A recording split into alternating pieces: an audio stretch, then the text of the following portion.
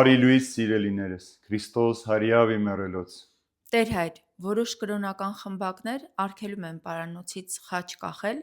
կամ անգամ տանը խաչ ունենալ, ինչ կասեք սրա մասին։ Այն մարդիկ, ովքեր որ մերժում են խաչ կախել կամ տանը խաչ ունենալ, պատճառաբանում են ասելով, որ նոր կտակարանի մեջ այդպիսի պատվեր կամ հրահանգ չկա։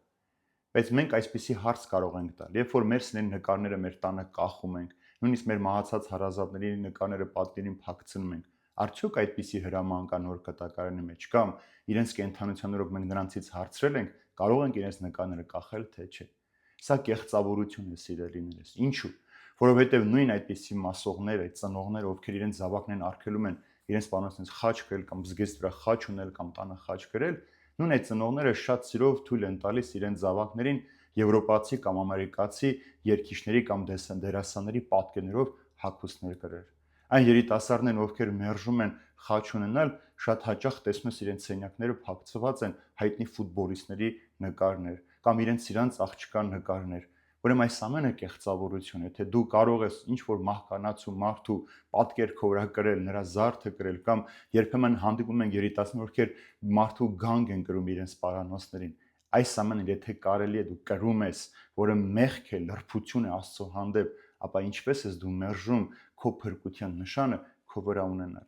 Շատ հաճախ ոմանք էլ ասում են, որ ամենամեծ առարկություն է, եթե Քրիստոսին որևէ զենքով կամ ավտոմատով սպանեին, դուք այդ ավտոմատը պիտի կախեք ձեր պարանոցից։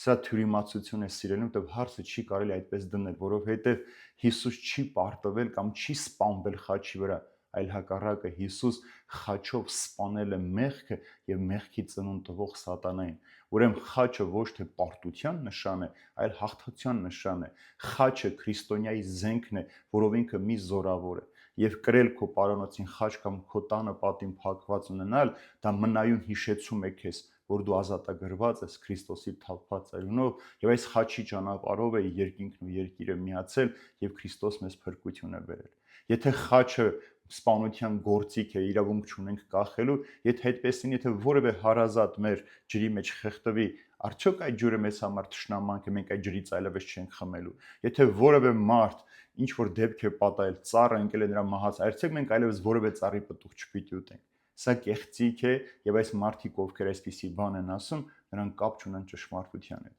Հիսուս ինքն է Մատթեոսի ավետարանի մեջ ասում, որ իր երկրորդ գալուստից առաջ մարդու որդու նշան, այսինքն խաչը երկնքում պիտի երևա։ Եթե խաչի նշանը հաղթության, զորության նշանը երկնքում պիտի երևա, մարդիկ պիտի տեսնեն, ապա մենք ինչի ենք հիմա խուսափում խաչ կախել մեր պարանոցից։ Սա հիշեցում է մեզ համար, որ մենք մնայուն կերպով նայում ենք այս խաչին, հիշելով Քրիստոսի կատարած զոհաբերությունը։ Նայելով խաչին ինքներս մեզ հիշեցնում ենք, որ միայն այս խաչի միջոցով ենք մենք հասել այդ փրկությանը։ Միայն խաչն է պատճառ դարձել, որ մարդը հաղթություն ունենա եւ ինքն էլ Քրիստոսի նմանությամբ կարողանա սպանել մեղքը իր մեջ, խաչով հաղթանակ տանել եւ հաղթանակած խաչով երկնքի դուռը բացել։ Եվ վերջապես խաչը նաև երկնքի արքայության բանալին է։ Երբ որ դու հասնես այս խաչ, ինչպես Հիսուս է ասում, ով ուզում է ինձ հետևել, թող խաչը վերցնի գայմ հետևից, այս խաչը նաև պարտականություն է սուրբ գիրքը ապրելու, սուրբ գիրքը կյանքի մեջ կենդանությամբ պահելու։